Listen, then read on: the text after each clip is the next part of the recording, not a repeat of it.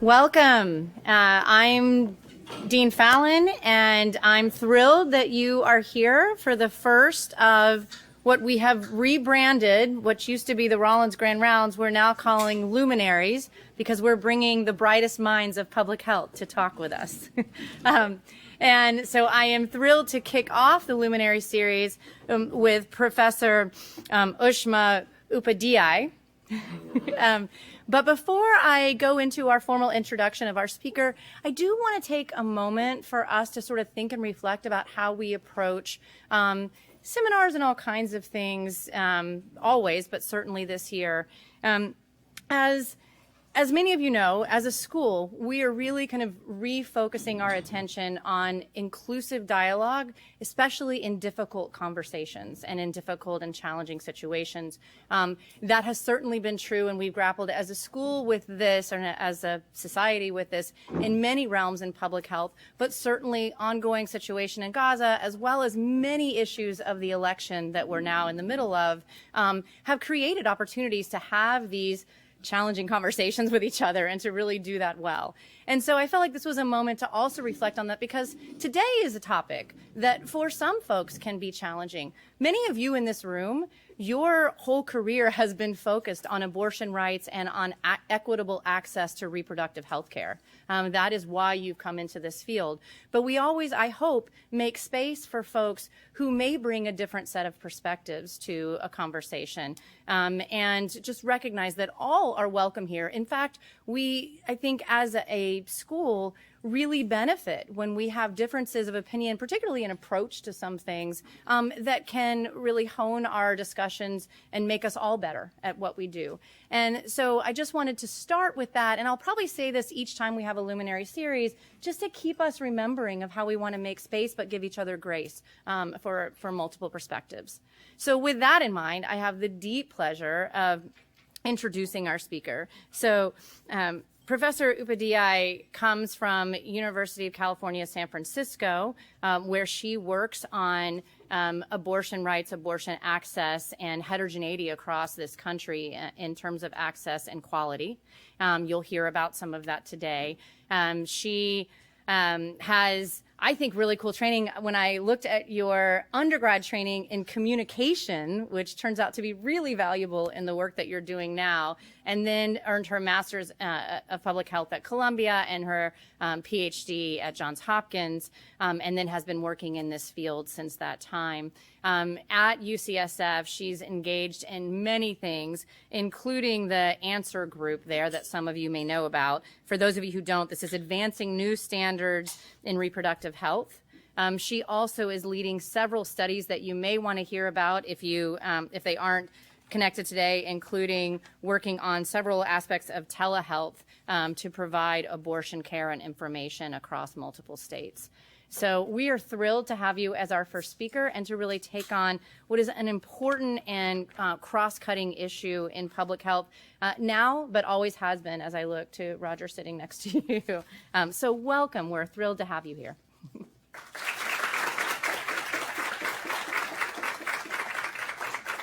Thank you so much. Turn this on. Okay. Can you all hear me? Thank you so much, Dean Fallon. It really is a pleasure to be here.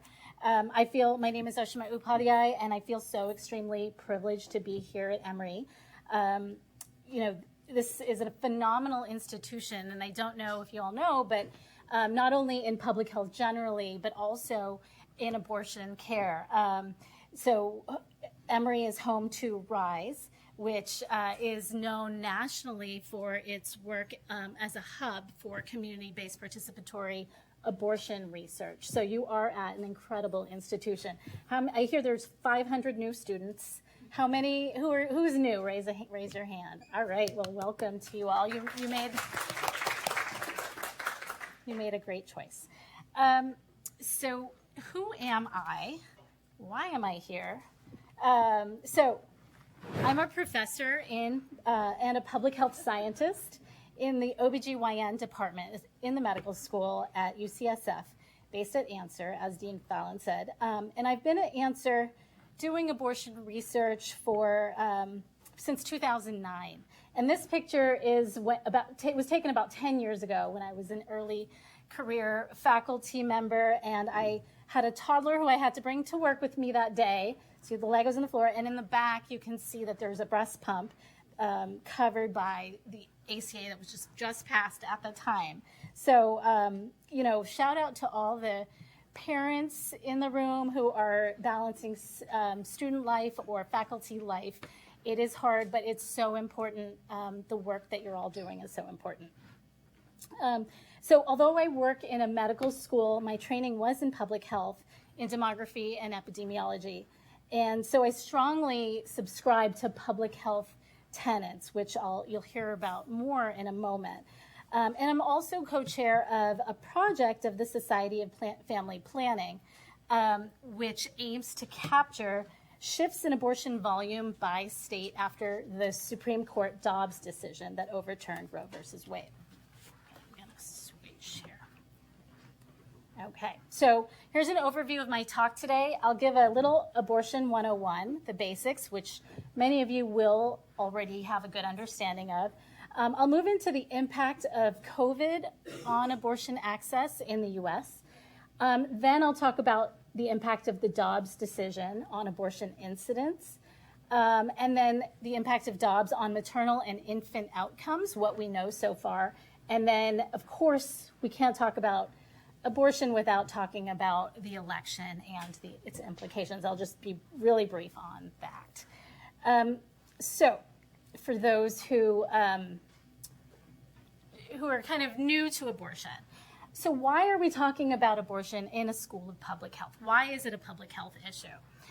So there's a bounty of evidence demonstrating that abortion is good for people's health and well-being. It also has impacts on the social determinants of health, for example, whether people fall into poverty. So much of what we know is from one study called the Turnaway Study. It was led by one of my colleagues, Diana Green Foster, who has visited Emory in the past. And what the general research shows is that being denied an abortion impacts people's health. Pregnant people who are denied a wanted abortion have more anxiety and lower self-esteem at the time of abortion denial and have worse physical health than those who receive a wanted abortion. Being denied an abortion impacts people's financial well-being. Pregnant people who are denied a wanted abortion are more likely to live below the poverty level. They're more likely to report that they can't afford basic living expenses. They're more likely to be evicted, declare bankruptcy, and have a lot of debt. And they're less likely to be able to provide for the existing children they already have. And about half of people seeking an abortion are already parents. And so they often cite wanting to be a better parent to the children that they already have. Being denied an abortion impacts people's families. Pregnant people who are denied an abortion are less likely to have an intended pregnancy in the next 5 years. They're less likely to be in a very good romantic relationship with a partner, and they report worse maternal bonding with a child born from unwanted pregnancy. And then finally, being denied an abortion impacts people's life plans. Pregnant people who are denied a wanted abortion are less likely to set aspirational life plans in the future.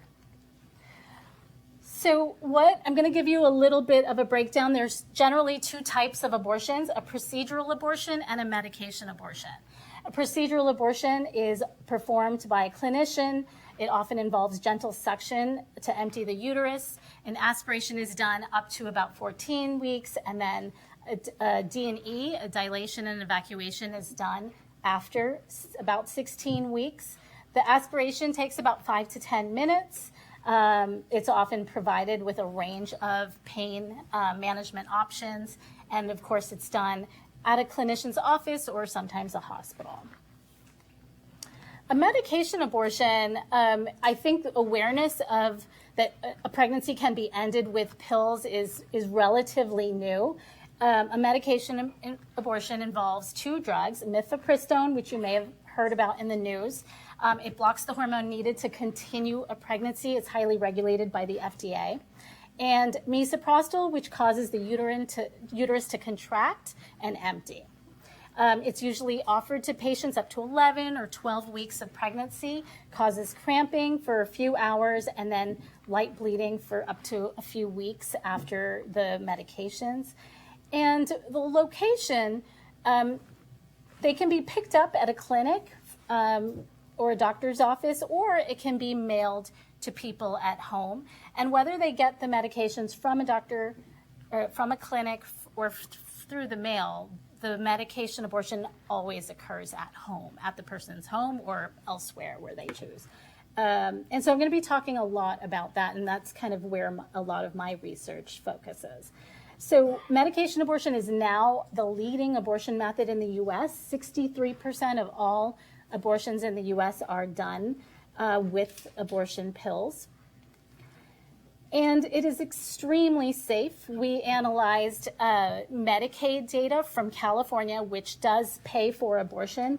We looked at 11,000 cases, and we were able to, it basically is a study with virtually no loss to follow-up, because we're able to follow people over time. 5% needed an additional intervention to complete the abortion, but less than a third had a serious adverse event. So it is extremely safe. And a lot of my work over the past decade has been sharing this knowledge that and kind of countering the misinformation that abortion might be unsafe.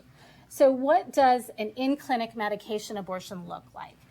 It involves a pre-abortion ultrasound to assess pregnancy duration and also to rule out ectopic pregnancy. Sometimes people are given an RH, immune globulin, and that's not really based in evidence that it's needed in the case of abortion. And then the patient receives the pills from the clinician. And then the third circle represents home. Their pills are taken at home. And then about 4 weeks later, there is a follow-up visit. Most of the time, it's a remote follow-up visit to ensure that the medications worked. A pregnancy test will only work about 4 to 5 weeks afterwards, because pregnancy hormone remains in the system for several weeks afterwards. So this was standard procedure for decades, right, since it was approved in 2000. But when the COVID pandemic hit, the reproductive health community started, so there had been a requirement based from the FDA that these medications be given in person. And so the reproductive health community called upon the FDA to remove the in-person dispensing requirement. This is starting in March of 2020. They didn't, the FDA didn't, and it went to court. And by July of 2020, a federal judge ruled that during the COVID pandemic, requiring patients to travel to a clinic, oftentimes, and back then, and even in Georgia, patients would have to travel hours and hours, exposing themselves to the virus. So the judge ruled that during a pandemic, it presented an undue burden. So providers could temporarily mail the medications to patients via telehealth. So a group of us developed a protocol. How do you safely offer these medications in the context of no ultrasound? And I want to stress that this approval was just temporary. So a lot of providers were like, oh, I'm not going to change my whole system for this temporary allowance. But a few telehealth providers did, and they were, a few startups came onto the scene, one or two, and they were known as virtual clinics. And so the new protocol that was established, instead of an ultrasound, we did something really innovative and suggested that we could trust pregnant people. We could believe them. If they knew when they had the last time they had sex, or the time that they had sex that caused this pregnancy, we would believe them.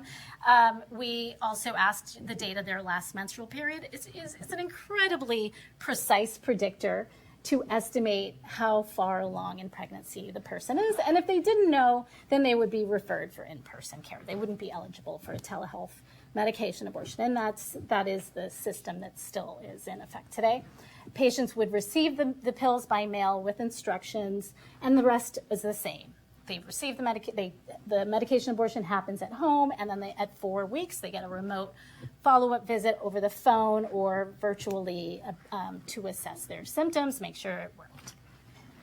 Okay, so by the fall, as I mentioned, by the fall of 2020, so it's just a few months after that judge's decision, there were only 2 virtual clinics in the country. We quickly sprang into action to start the CHAT study, the California Home Abortion by Telehealth Study, which we had been planning. Side note, we had been planning it for years before COVID, but the FDA would not give me approval. I even, went down to the FDA, had an in-person meeting, and they just could not comprehend the idea of not doing an ultrasound and the idea of trusting pregnant people. So we had protocols in place and to study, to do this evaluation. And we presented and published data on the first 100 patients of one of these virtual clinics. And I have a quick 30-minute video. During the COVID pandemic, a new solution to abortion access has emerged. New virtual abortion clinics can now counsel patients remotely and provide abortion pills by mail. Researchers at UCSF published initial findings from an ongoing study. They found that virtual abortion care is just as safe and effective as in-person care. Learn more at chatstudy.org. So that, our main audience there was for the FDA. So this was still 2020, and it was a slow change. So after supplying the FDA this evidence, and also it wasn't just us, there were other groups across the country, some in the UK as well. In December of 2021, we had a new administration, I'll add. The FDA finally allowed for the permanent lifting of the in-person dispensing requirement, which paved the way for telehealth abortion care. Okay, and then this is the decision that was one of the decisions that was later that came up again in judicial proceedings, but I don't really go into that. But this is really what has changed abortion services in the U.S.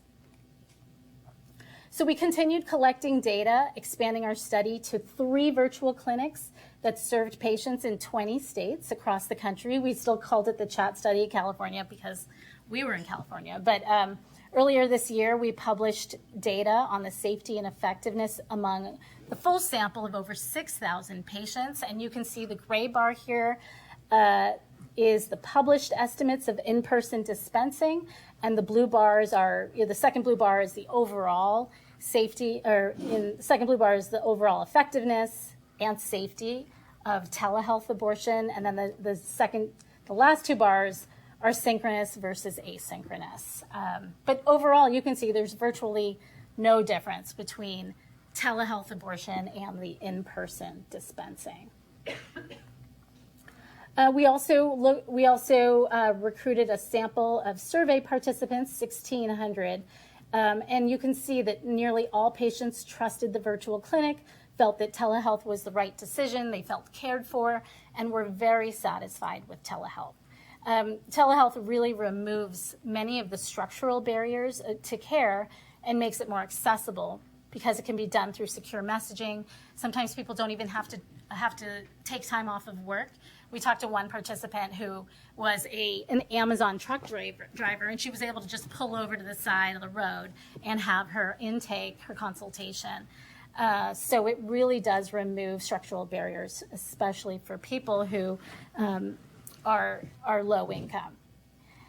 And so we published several studies on telehealth abortion since then, and I believe this code, my amazing PhD student created this QR code, and I believe that it's CHAT studies, but also there may be links to other papers that I reference in this talk. I thought it was going to be just CHAT studies, but I think she souped it up and went above and beyond. So she's amazing. And actually these data are from her paper on acceptability of telehealth via Koenig. Okay.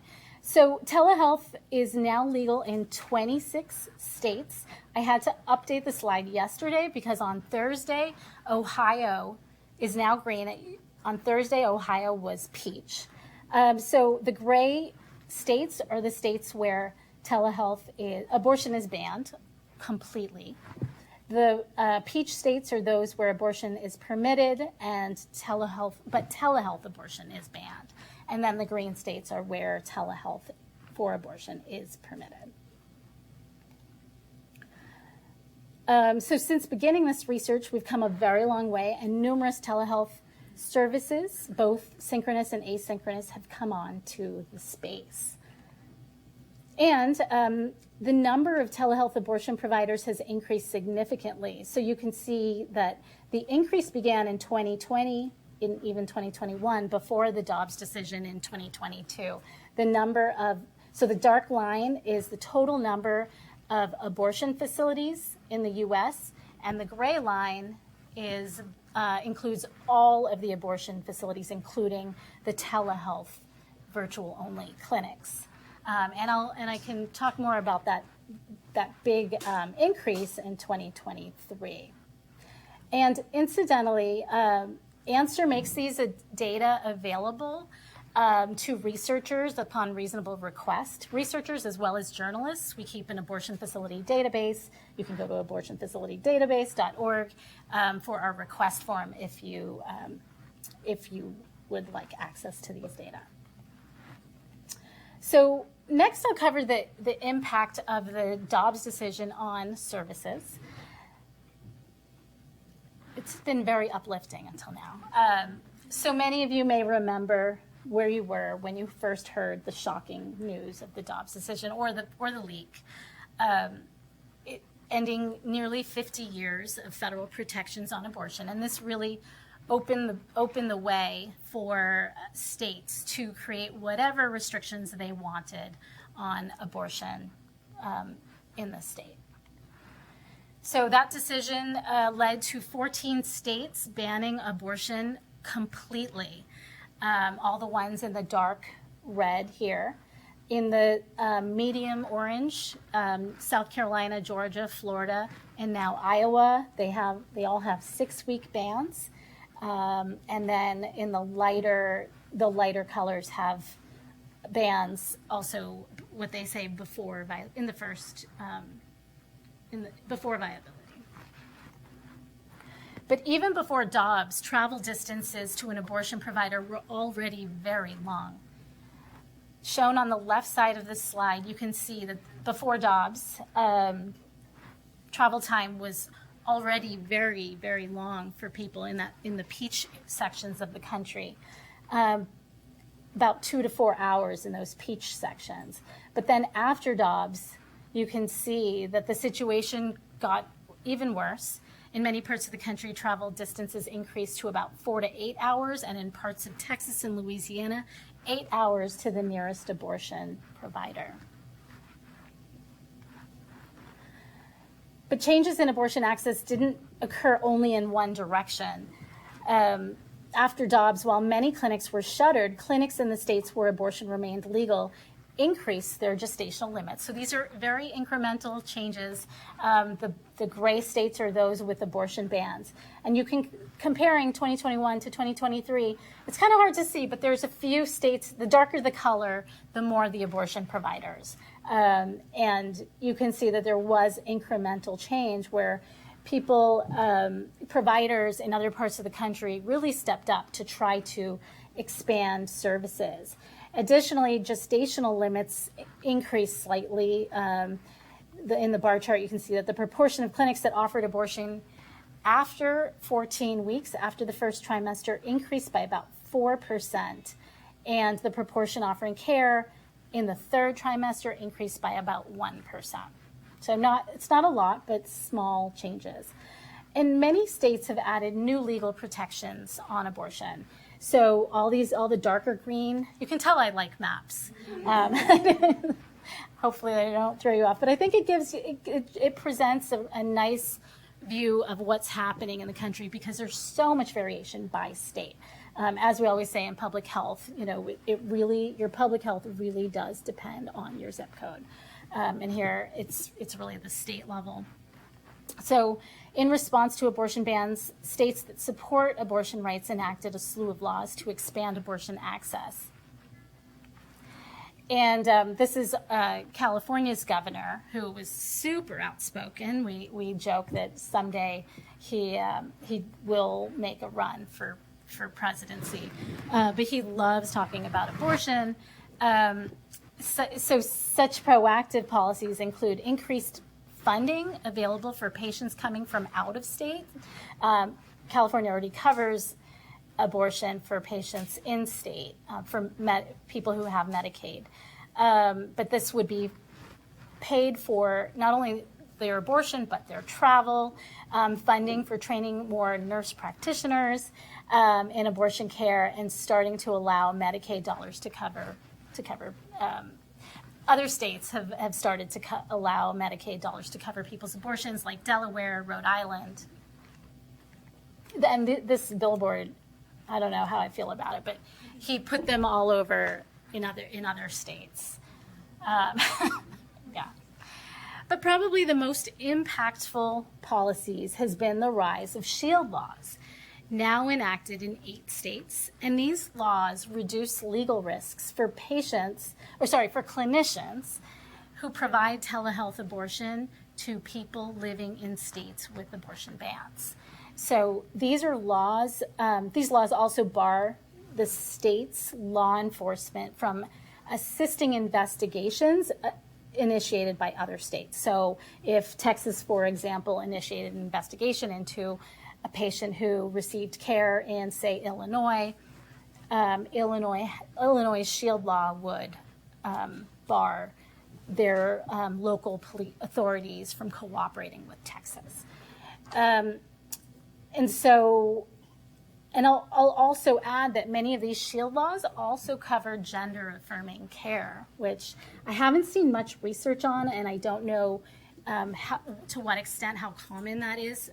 Most of what I hear about is, unsurprisingly, for abortion care. So how does one get a shield law abortion? These are slides that I added last night after meeting with the incredible RISE team. So plancpills.org is where someone who lives in a state with an abortion ban or a 6-week ban, like Georgia, would go to find out how they could get abortion pills provided by licensed clinicians under medical supervision.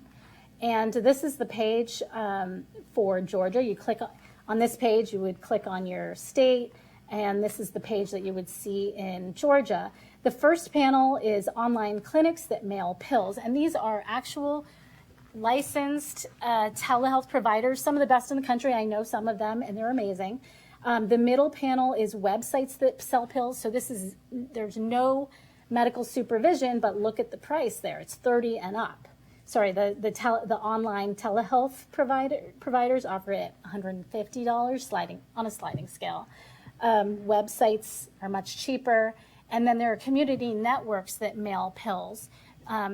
We don't know necessarily whether there is a clinician providing them, and those are free.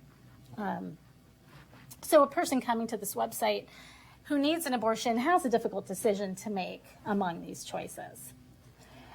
But what has really driven, as I said, telehealth does remove practical barriers, but probably the biggest practical barrier is the cost. And so if you could just look at the first set of bars in the United States, someone can get a telehealth abortion for $150 now, especially if they live in a banned state, in a state with an abortion ban, compared to $600, which is the national median price. It's a pretty big difference for someone who is living in poverty and would have to, postpone their bills, paying their bills, so that they could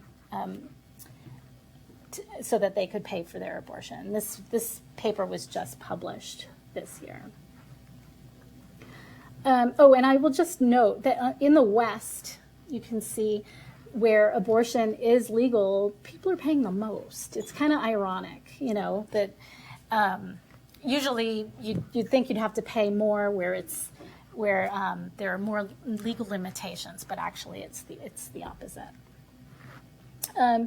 And I do, whenever I talk about shield laws, people always ask me about the legality for patients. And it's really a gray area. We haven't seen any post-Roe arrests among people using a telehealth service from a banned state since Dobbs. But there is a risk of criminalization, especially among people of color who have been historically criminalized for anything they do, and also for pregnancy-related health care. There are concerns that if someone seeks care after their medication abortion from a hospital, they could be reported. So I haven't heard of any. I think we would hear about them if there were any cases like that. But I will say that there's this report that was put out by If, When, How, a legal organization that looks at self-managed abortion, and they have documented 61 historical cases in which people were arrested for attempting to self-manage their abortion. So it is a potential risk, and not one we've seen. But I think it is important that people understand the risk, people who are living in states with abortion bans. It might be a reason why some people may choose to drive 8 to 9 hours to get to seek in-person care, and it's an understandable decision. Okay, so I'd like to move on to discussing the incidence of abortion in the U.S., the overall trends. So I'm going to be sharing results from the We Count project, which is a national project sponsored by the Society of Family Planning, but it is a collaboration of many public health researchers. Dr. Whitney Rice is on the steering committee, and it really is an incredible national collaborative effort. The project is a census type project in which we aim to reach out to every single abortion provider in the country, even those that offer one abortion. And it involves independent clinics, Planned Parenthood affiliates, telehealth providers, hospital systems, and private offices. And then for those that don't participate, we impute for those missing clinics. So we do some statistical analyses for those. Okay, so here is it's not a map, this is a line chart. It shows that you can see the Dobbs decision there. There were about 82,000 abortions in the couple months before the Dobbs decision.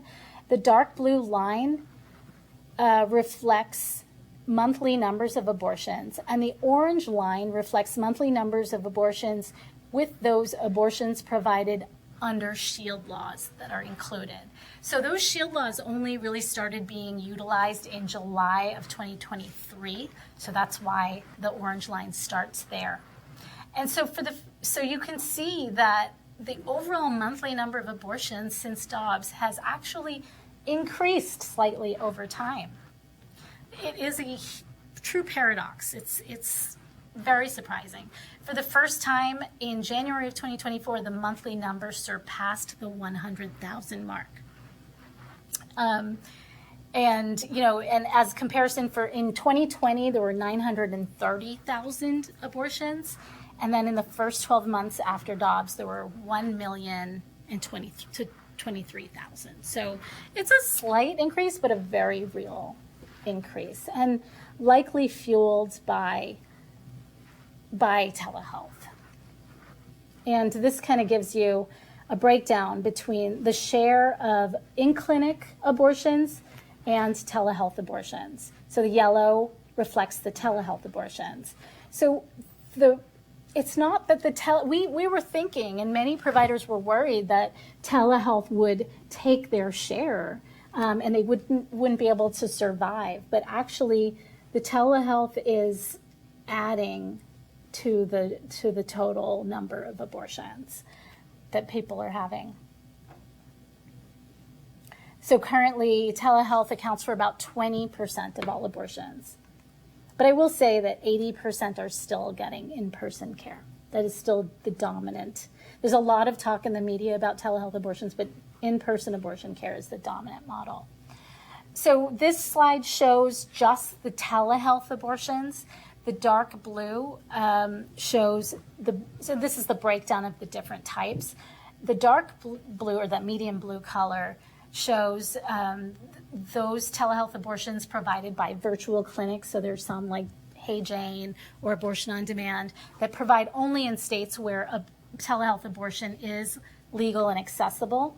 The dark orange piece there are telehealth abortions provided by brick and mortar clinics, again, in just legal states. So that's, if a Planned Parenthood, this orange piece, if a Planned Parenthood offered telehealth, not all do, but if they did, that would be reflected there. The medium orange, we should have colored them in different shades of orange to make it clear, but that medium orange reflects Shield law abortions into states with telehealth restrictions. So that would be a state like North Carolina that allows abortion but not telehealth abortion. And then the lightest color there are Shield law abortions mailed into states with total abortion bans or 6-week bans. So Georgia would be reflected in that lightest piece there. So it's a pretty good proportion of all abortions are, of all telehealth abortions are being mailed into states with bans, but not the majority. This slide shows the sum of the monthly changes in abortion volume. And so the darker the color, the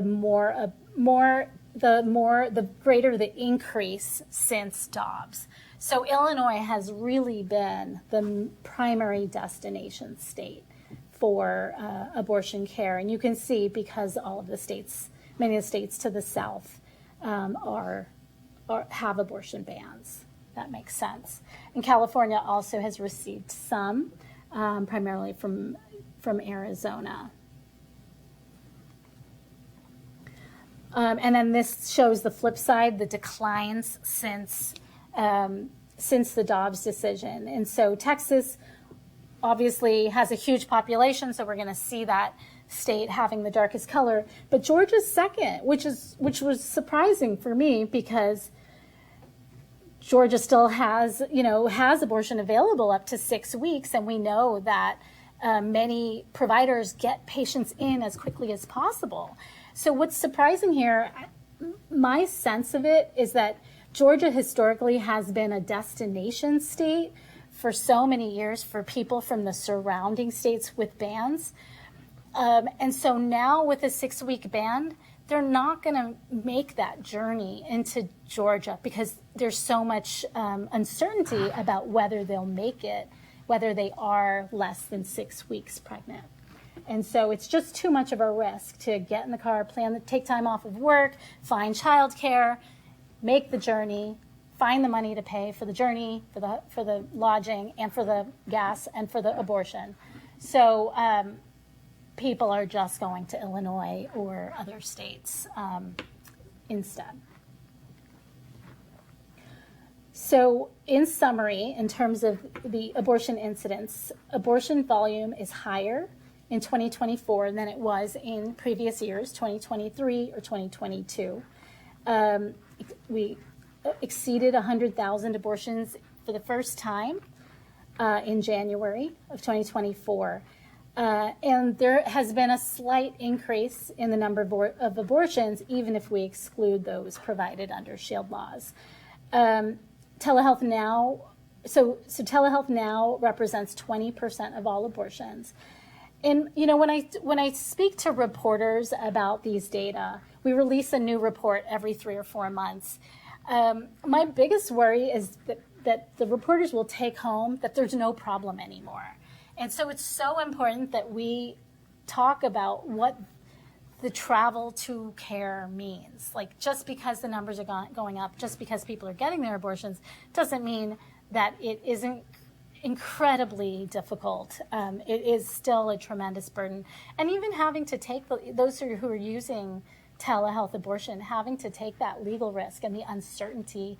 If people can't talk about choices with their friends and their family because of the stigma of abortion, it can be a really scary process to go through a telehealth abortion. And then even to take those medications at home alone, sometimes without having a support person with them. It is really just very difficult for people to go through this process in the context of legal limits on abortion. So I hope you'll take that, yes, you'll hear, number of abortions have increased. And I heard a Republican once say that, Dobbs didn't even have an impact. And that really is upsetting because it just gets glossed over. And so here is what, as public health people need to know, is that the abortion bans have impacted all parts of reproductive health care, especially maternal care. It has really changed provider practice in pregnancy care, including the context of wanted pregnancies. That there's been tremendous ripple effects. Numerous stories in the media on pregnancies where people did not get the standard of care. So this bottom story, a Louisiana woman who was in the third trimester was forced to carry her fetus who was missing a skull. She was forced to carry it to term, but she did end up traveling to Florida to get this. I think she was in the late second trimester to get this essential care. There are many people who are miscarrying, have pregnancy loss, and are not able to get medications or an aspiration to end the pregnancy because there's fear among hospital workers about whether they'll lose their license. And then even the exceptions are not actually, people are not getting their abortions under the exceptions. Yesterday, Answer just released this report. I just found out about it on social media since I wasn't in the office. But they released a preliminary report. My colleague Daniel Grossman, they released a preliminary report last year, and this is the final report. And it includes about 86 reports from healthcare workers who talk about the poor quality of care their patients have received due to workarounds because of the Dobbs decision. And so the providers describe delays in abortions for life-threatening pregnancies, ectopic pregnancy, pregnancy loss, and preterm labor. So check that out. And another consequence that we haven't seen a lot of evidence yet, but this paper from Oregon, from a tertiary center in Oregon, shows the impacts of on later abortions. So third trimester abortions, the dark blue line represents patients who were from out of state, and you can see there's an upward trend after the Dobbs decision. And then the light blue line represents patients who were I flipped that. Light blue line represents patients who were from out of state. Dark blue line represents patients who were seeking care in the third trimester. So I don't want to stigmatize third trimester abortions. There's many reasons why people need an abortion in the third trimester, and I'm happy to talk about that too. But this is another consequence that I don't think people fully understood when supporting the Dobbs decision. And then another one is the increases that we've been seeing on infant and neonatal deaths. This is a paper out of Johns Hopkins, where researchers conducted a comparative interrupted time series analysis of national birth and infant death data from 2018 to 2022. So the main exposure here was Texas's 6-week ban that was in place for almost a year before the Dobbs decision. And so what they found is that in the whole country, represented by the orange part of the bar, infant deaths increased by about 2%, while Texas saw a 13% increase in infant deaths. And then additionally, infant deaths due to congenital anomalies increased by about 23% in Texas, when the rest of the country saw a decrease. So this could be explained by the case where, like the Louisiana woman who would have gotten an abortion for a life-threatening fetal anomaly. So now people are forced to carry their pregnancies to term and watch their baby die in their arms.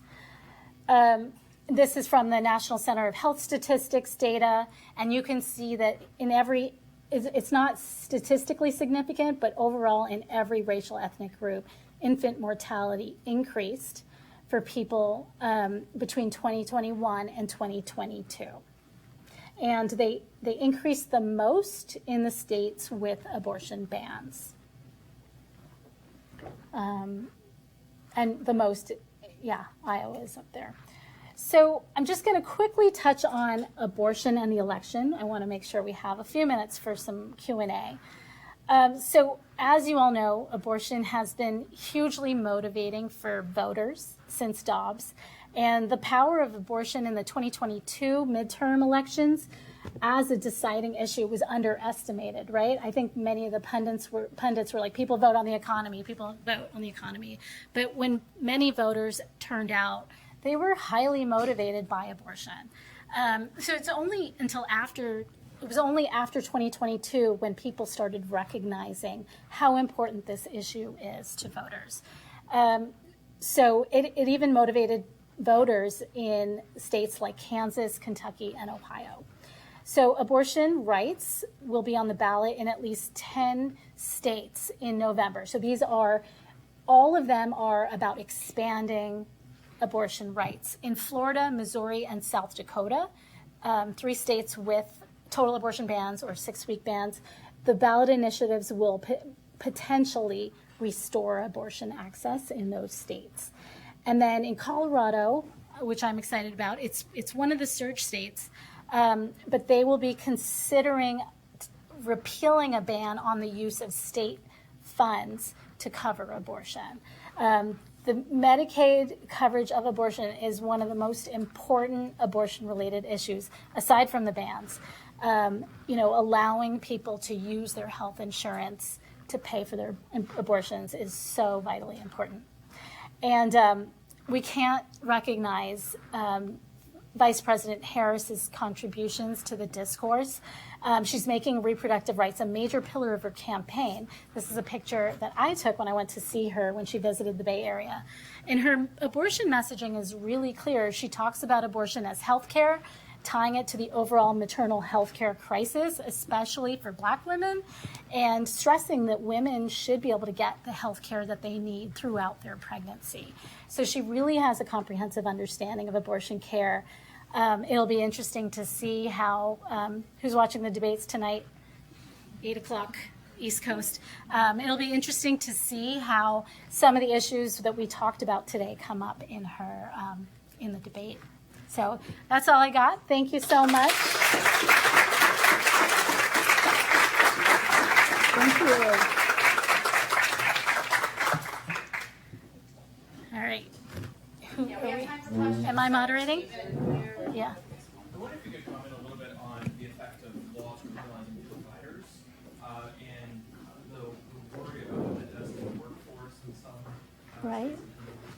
Right. We've heard stories, and there's actually several groups researching the impact on OBGYNs who just cannot work in this in reproductive health care, in pregnancy care, because it actually dictates. It's that cartoon with, all the legislators looking over their shoulder. They can't work in that environment where they can't offer their patients the best quality of care. So I think it has driven a lot of OBGYNs out of states, and it actually is making it harder for pregnant people with wanted pregnancies to receive prenatal care and pregnancy care for childbirth and delivery. So yeah, there haven't been a lot of studies published yet, but they are coming. Ushma, just to remind you, yeah. There are people listening online, so if you don't mind repeating the question. Oh, yeah. Sure, and just to repeat, the question was about, okay. Next time. Yeah. I think this kind of goes along with the workforce question, but in your telehealth study or other studies, are there more openness to advanced practice providers providing care as we get more studies on this? Yeah, there are most states allow advanced practice clinicians to offer abortion care. There is a ton of research demonstrating that advanced practice clinicians, nurse practitioners can provide abortion care as safely and effectively. For telehealth abortion, I think we need a lot more. It is very common practice. We could use a few more studies documenting the safety of provision of care, but it really helps expand access.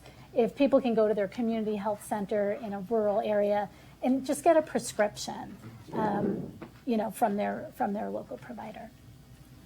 Yeah. I have a question kind of related to the flip side of that when the people receiving the medication from telehealth are criminalized in certain states. I'm from Louisiana, and as far as I understand, the first time is immediately you can go to jail if they're caught having it like mailed to you. Yes. And I just wonder if there's any studies kind of on the criminalization of the patients and protections. Yeah, it's a great question. There has been no documentation of anyone being criminalized yet. And I keep saying yet. Louisiana is probably where it would happen because they just put mifepristone on the list of controlled substances. So the highest risk is in Louisiana. But we haven't seen any documented cases. So after Dobbs, I was constantly talking about criminalization with particular concern for people of color who have been historically criminalized. But then I felt like maybe I was doing a disservice because people have to weigh the risk of that against the risk of maternal morbidity, especially Black women, right? And so I don't know. It's if we over-exaggerate the risk of criminalization, we may be doing harms because the alternative is carrying an unwanted pregnancy to term, and we know all of the risks there. Yeah. Considering the cost of between in-person and Telehealth. Yeah. Just wondering, what are the variables that's kind of giving us that? What is the cause of the difference? Yeah. Okay, so I'm just going to repeat the question. Sorry, I didn't for the other one. The question was about the difference in price between in-person and telehealth. So the in-person, it has been around $600 since the year 2000 for many years. I think clinics have to pay for many more staff members. They have to pay for the lights, for the brick and mortar space, and they always do ultrasounds and many more tests when you go in person. And so I would say that it's probably a little over medicalized, and that is contributing to the high cost. Traditionally, when medication abortion first became available, clinics were trying to set the price to be equal as a procedural abortion so that patients weren't swayed for one or the other just based on price, which I disagree with, but they thought it was an equity issue. So yeah, I think that the brick and mortars could do a lot to bring their price down, but they argue that if they do, then it's not sustainable for them to survive. Wait, I just want to get someone else who hasn't gotten a question.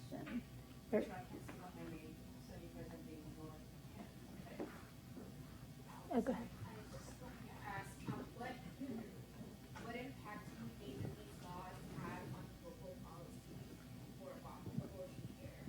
What impact do these laws have on global policy? Especially like countries that rely a lot on the U.S. for aid and support and physician. Yeah. So I do worry about its impact on global policy. I think that a lot of stigma and policies are being made, restrictions are being passed in other countries, modeling the Dobbs decision as if that is a model policy. I do worry that they do so to receive more aid or to be more in compliance with USAID, which is, oftentimes in the international arena, I see a lot of self-censorship or going out of their way to comply with, the Helms Amendment and I do worry that it's reverberating across around the world. One last question. I know you have multiple hands still going up. Did you? Okay. I was just wondering, you showed numbers about how the number of abortions has gone up in the last couple of years. Do we know if it's the number, do we have any data on the number of pregnancies ending in abortions? Because have pregnancy rates changed over that same period? That is an excellent question. There was one paper that showed that after the Texas's SB 8 was passed, that births increased. We haven't seen a lot more evidence.